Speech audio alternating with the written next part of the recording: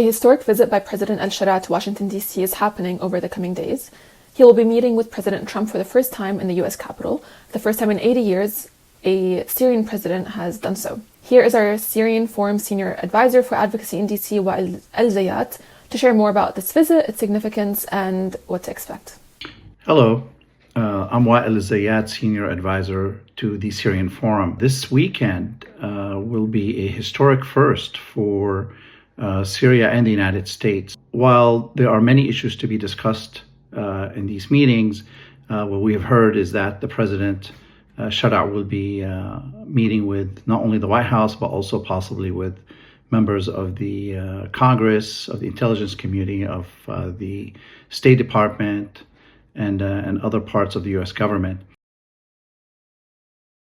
Top of the agenda will be likely an announcement of the Syrian government and Syria joining the counter-ISIS coalition that the U.S. formed to remove ISIS from Iraq and Syria back in 2017. This is also a historic development, as Syria has never been a member, and in fact, the Assad regime benefited from the rise of ISIS during its reign. Related to that are also news that the United States is likely to begin using some U.S. Syrian bases in Damascus. Now, there could be a number of reasons for that. One is to participate in counter-ISIS operations, but also to monitor the situation between Syria and Israel.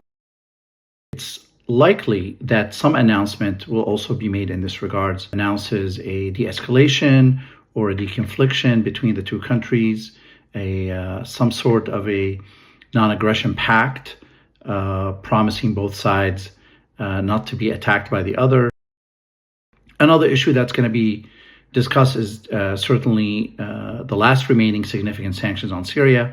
That's the Caesar's Act that Congress put in place over the human rights violations of the Assad regime.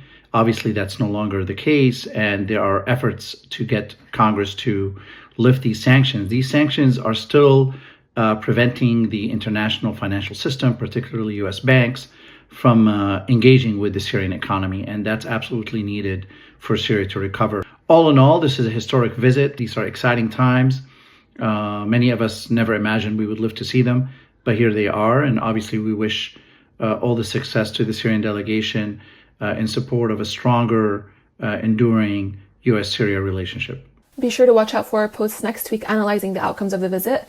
You can turn on post notifications to be alerted whenever we post to make sure you don't miss out on any of our key insights into current events and our efforts in the policy space.